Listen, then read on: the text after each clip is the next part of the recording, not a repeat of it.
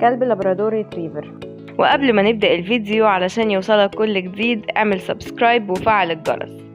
أحد أكثر الكلاب انتشارا، أحد أكثر فصائل كلاب مطيعة، أحد أفضل سلالات الكلاب لخدمة ذوي الاحتياجات الخاصة والحالات الطبية، أحد أفضل سلالات الكلاب للأطفال والأسرة، أحد أشهر الكلاب العلاجية، أحد أشهر كلاب الدعم العاطفي. لعلك لما عرفت إنه أكثر الكلاب شهرة وانتشارا حول العالم استغربت، لكن لازم تعرف إنه صياد ماهر وجسمه قوي ورياضي جدا، وفوق ده كلب رقيق صاحب مزاج جيد ومناسب للأسرة، وسهولة تدريبه وذكائه خلوه أشهر مرشد للمكفوفين ويستخدم في أعمال الإنقاذ. كلب لابرادور يوجد بثلاثة ألوان للشعر، الأصفر والأسود والشوكولاتة، الرأس واسعة، العين تلمع دائما. الكلب لابرادور رفيق جيد لجميع أفراد الأسرة، ليس لديهم مشكلة مع البشر أو مع الكلاب الأخرى بالرغم من مظهره الجسدي الذي قد يوحي بالشراسة.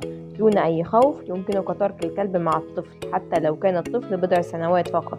يعتقد الكثيرون أن كلاب هذه السلالة هي مربيات حقيقية.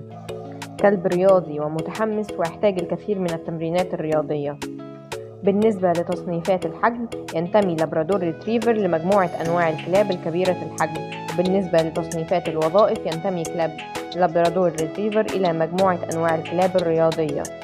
مميزات كلاب لابرادور ريتريفر: يعتبر من أكثر أنواع الكلاب ذكاء حيث يمكنه ترويضه بسهولة نظرا لسرعة استجاباته لتدريبات مختلفة. إنه يهوي السباحة واللعب في الماء.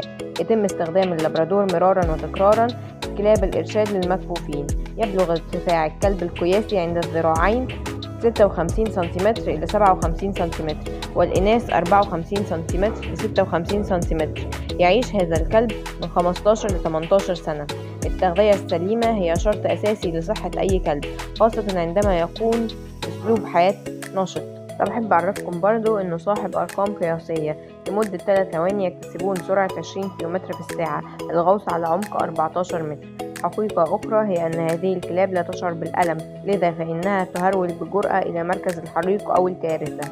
بس للأسف الحلو ما يكملش، الكلب ده مش كلب حراسة، ممكن كلب صيد بس مش حراسة، يعني ما فيهوش الشراسة بتاعت الجيرمن وغيره. لو عجبك الفيديو اعمل لايك وكومنت وشير لحد يهمه الأمر.